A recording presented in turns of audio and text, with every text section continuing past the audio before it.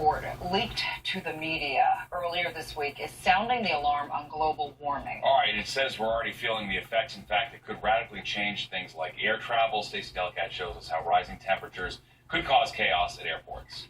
Earlier this summer, dozens of flights were grounded at Phoenix Sky Harbor Airport. The skies were perfectly clear, but it was so hot, planes literally could not take off in the 118-degree heat. It's a scenario researchers from Columbia University say could become more common all over the world. Hottest hours of the day, a fully loaded airplane in the future, 10 to 25% of the time won't be able to take off at that full weight. Radley Horton, a climatologist at Columbia's Lamont Doherty Earth Observatory, worked on a study on the topic which was published in the journal Climate Change. The study predicts that rising temperatures and more frequent heat waves will mean more airplanes are forced to reduce weight, likely by removing passengers to be able to take off.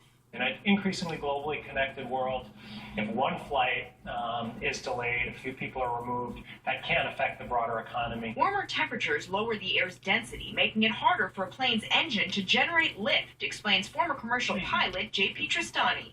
Basically speaking, all pilots fear hot days and high altitudes because that one simple fact, density of the air, affects engine performance.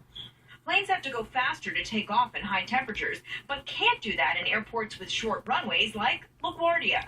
Runways aren't long enough for planes to get enough speed and therefore enough lift to get off the ground. Is this something that you and I will see in our lifetime at an airport like LaGuardia?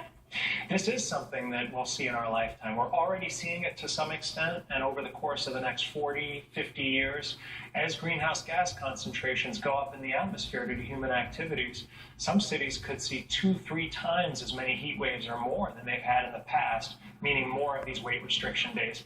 Advances in technology and plane engine design could help offset the problem, but Horton says it's unlikely to stave it off entirely, especially because aviation itself is a major emitter of greenhouse gases. Aviation is responsible for something like 3 or 4% of the human warming that we see every year. The researchers say they hope the next steps will be for aviation industry experts to get involved to try to come up with solutions to address the challenge of a warming planet and to come up with ways to cut their own harmful emissions. At Columbia University, I'm Stacey Delicat, Fox 5 News. A young boy